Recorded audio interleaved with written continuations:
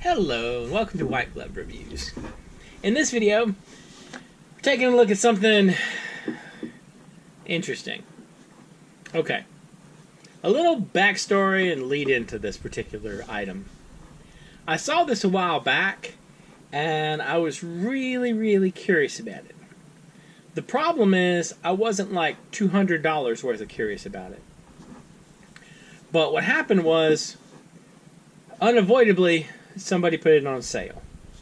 And it went on sale for like 50 bucks off.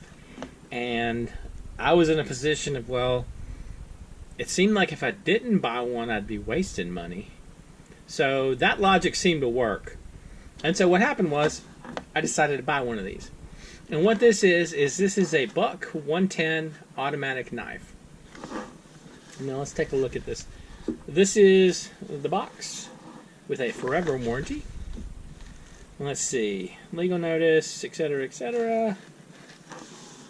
And I don't know if y'all can see it exactly on the end, but it has a big old flag and it says US made. So that's a good thing.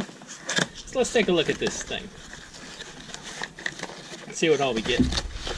We get a couple of things and some stuff, and we get a sheath. Alright, so I'm going to set the box aside. And so, okay, we get a sheath. Doesn't look too bad. It has a little 110 kind of embossed on it. I don't know if y'all can see that. Yeah, there you go. You can see it, and it's got a flag, and it says Made in America. Which, again, not too bad. I'm not super crazy about the sheath. It's kind of just a meh kind of sheath. Let's see. When we made our handles out of natural products, you will find nature's own brand marks. In most cases, these markings are not flaws, they're rather nature's own design. Each blah blah blah. Okay. So basically that's like, don't bug us if the wood looks weird. Famous forever warranty. Buck Knives unconditionally warrants that it will repair or, at their option, replace this knife. Etc. etc. Okay. Can't argue with that. So, this is the knife. And I gotta tell you, it looks kind of like a beast. And it's not a light knife either.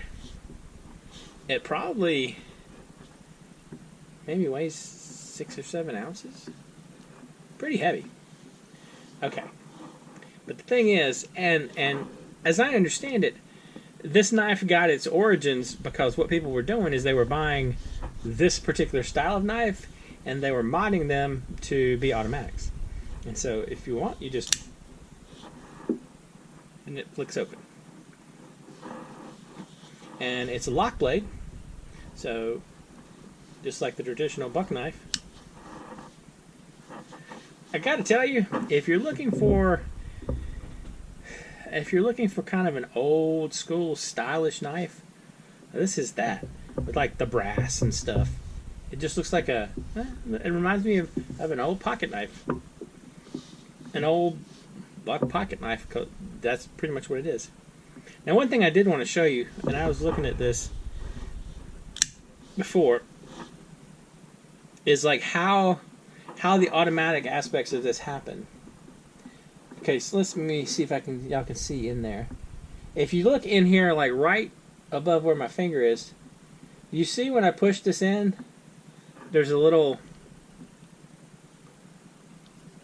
let's see if y'all can see it.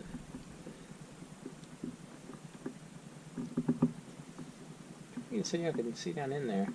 It's super tough to do. Y'all see that moving piece in there?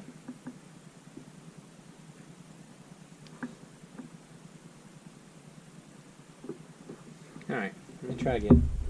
It's super hard to see with the camera.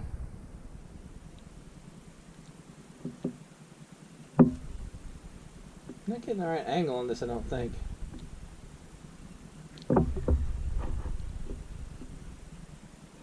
Huh. This is going to frustrate me if I can't get it so I can see it. Well, what it is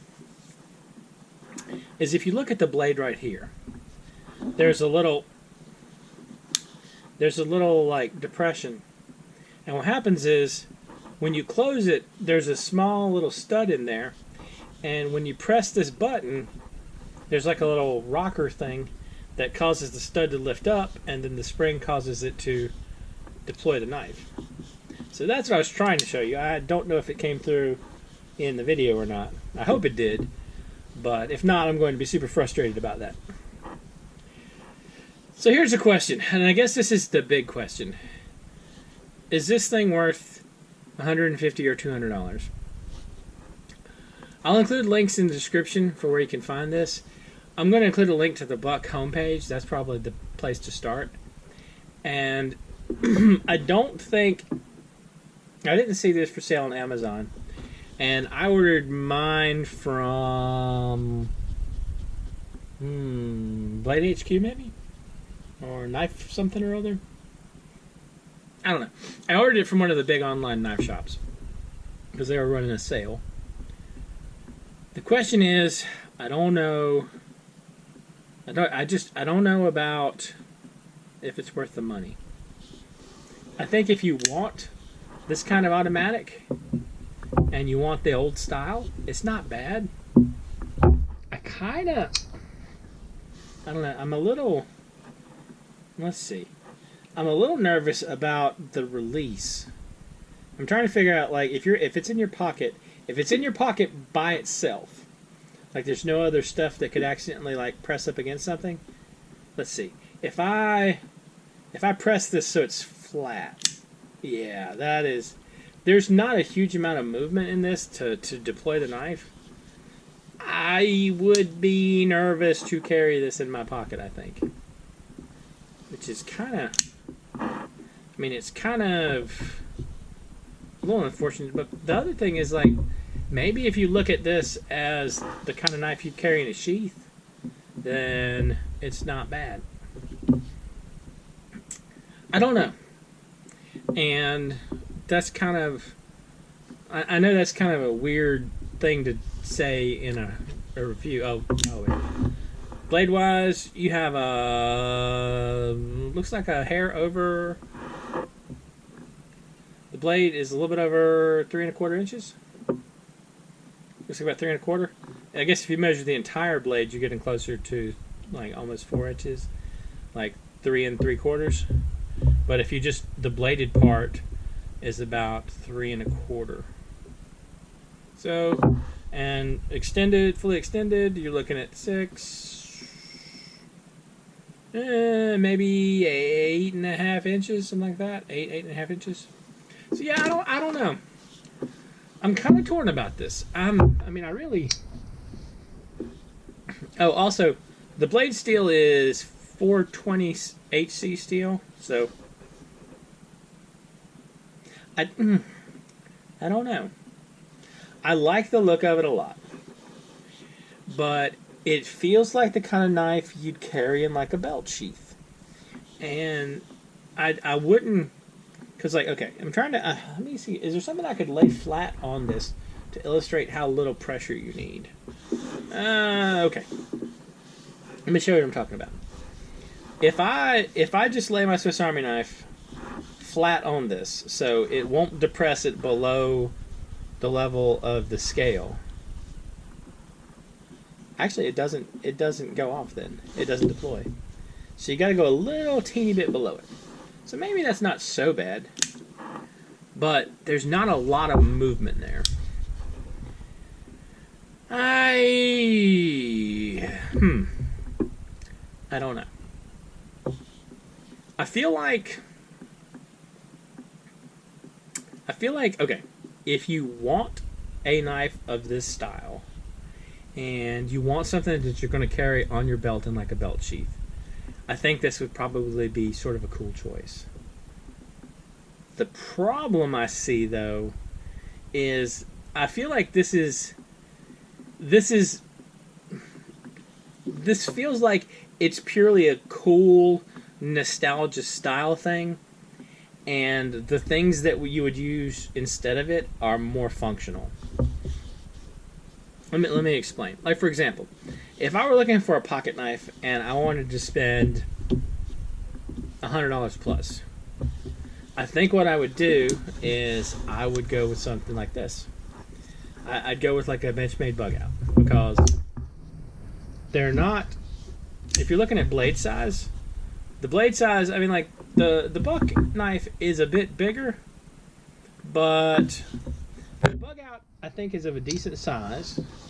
And if you wanted something bigger than that, there's other Benchmade knives that would fill a niche much more closely size-wise than this one, and they'd be a little cheaper.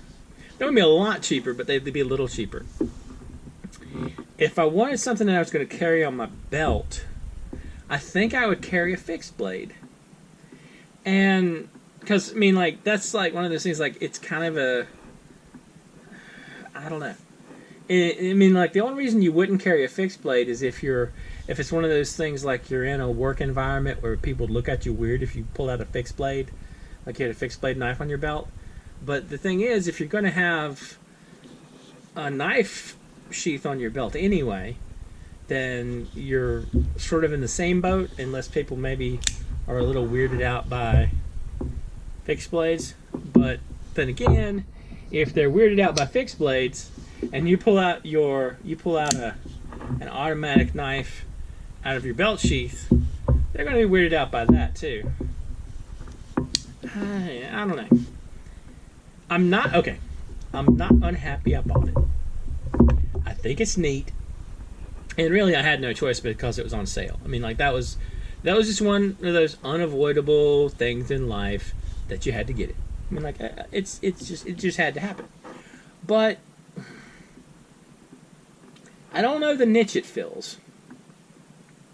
And the only niche I've really figured out is like kind of a cool old school nostalgia. I don't know. Let me know what you think in the comments. What are your thoughts on this? Is it purely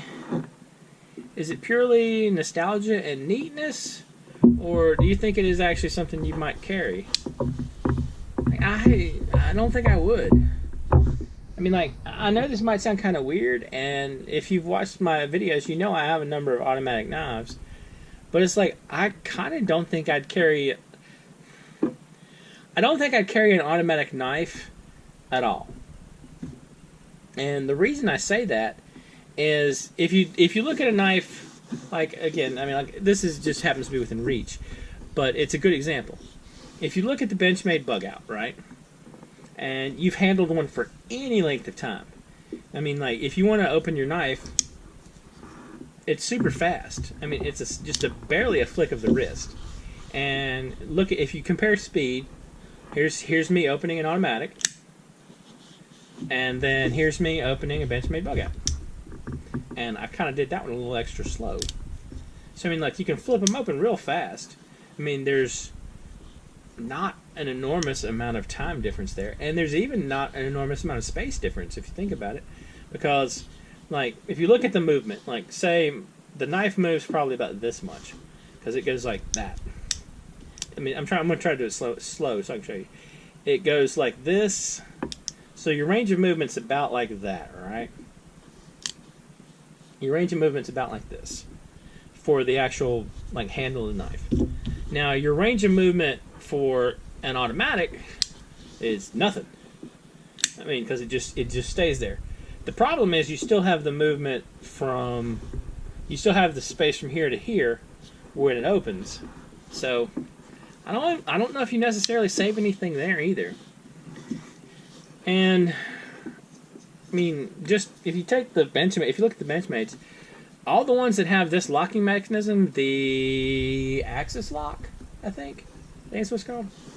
I mean, like, these, they're painfully easy to open, and you have the added benefit of being able to close them super easy too. So I don't know.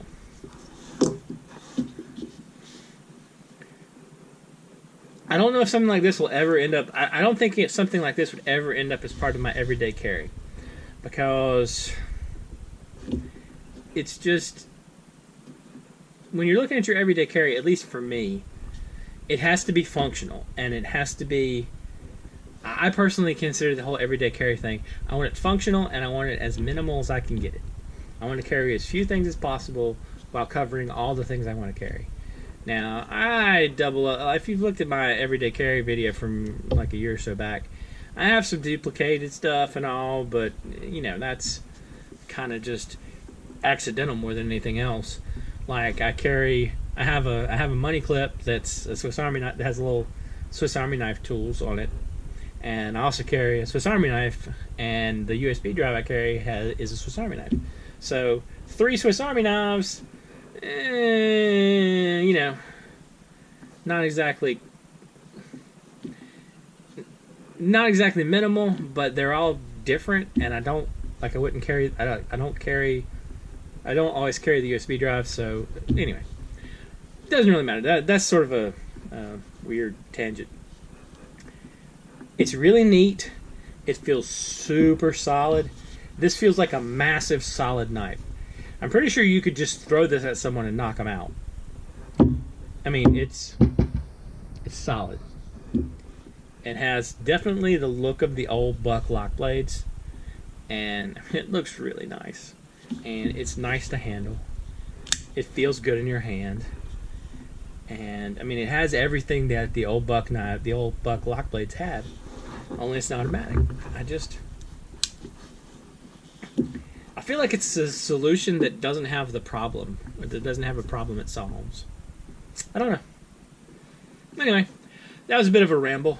Let me know what you think in the comments, and I'll include links about this if you want to check it out. If you have any questions or suggestions, please let me know. And if you enjoyed this video, please like and subscribe. And I hope y'all have an excellent day.